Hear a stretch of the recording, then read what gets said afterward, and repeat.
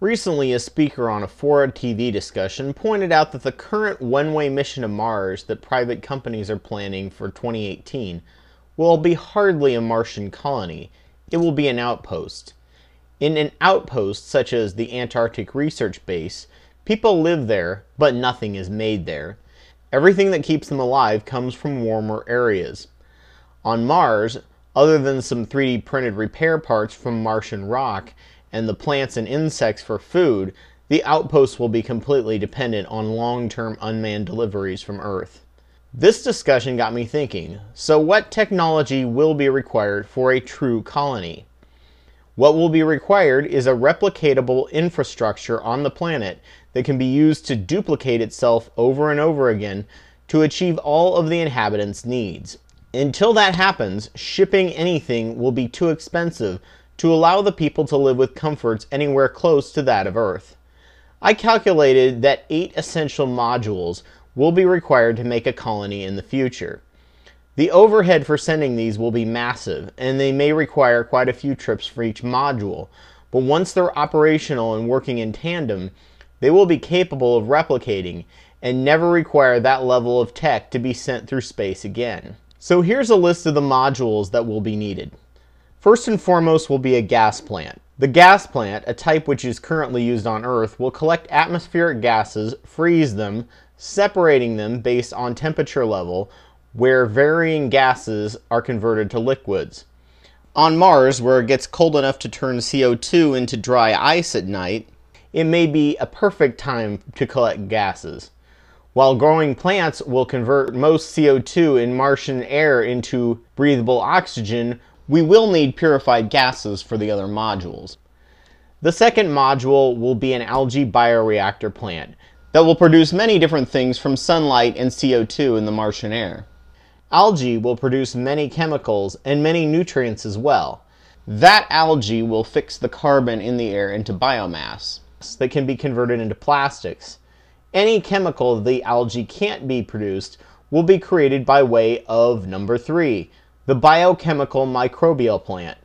This plant will use nutrients produced by the algae and convert them into any chemical they need via genetically modified yeast and bacteria. With these, they will be able to produce medicines, chemical solvents, and basically any chemical they desire. 4. The synthetic material plant. This plant will convert biomass from algae using chemicals made in the biochemical plant into any plastic or synthetic material one could want.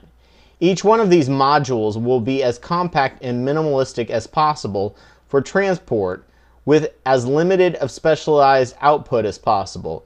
But once they start replicating, they can make larger modules and receive blueprints and recipes digitally from Earth. No space travel required. Mining robot group. This module will mine, prospect, and collect metals and rocks from Mars that can be processed later. At first, their process will be small and they will be tiny, but as they collect enough, the robots can be built bigger and bigger. Thanks to geological satellites circling Mars, GIS imaging will help these robots to easily prospect for materials needed. Much like early Earth, before we started using metals and minerals, Mars has a lot of important metals and minerals just sitting on the surface, making deep mining unnecessary, hopefully for a few decades or so. Metal refinery. Once the robots get back with their finds, the metal will have to be processed. Gas from the gas plant will be used for deep heating to process the materials. They may also have a nanoprocessing system in them, though that may end up needing its own module. I did not place it as essential because the refinery should be able to do it, but engineers may decide it needs its own. Number 7, factory and machine shop. This module will take the refined materials and shape them using 3D printers, 3D cutters, and other forms of processing. The machine shop will finish and smooth the products and make modifications. This may also be split into 2 modules depending. A robotic assembly plant can be built by the inhabitants later and will make their lives much easier once it's completed.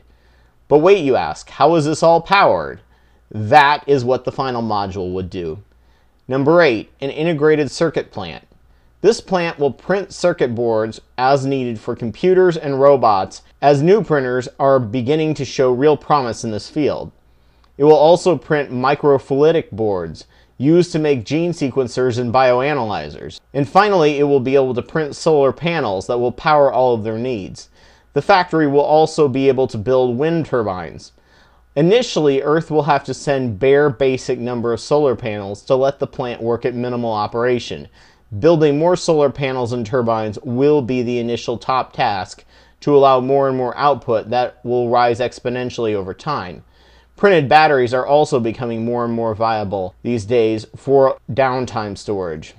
Once the plant is at full capacity and they have built vehicles to transport farther, the next phase of their mission will be to build an exact duplicate plant, because until they have more than one, they're still dependent on Earth in case a critical part breaks.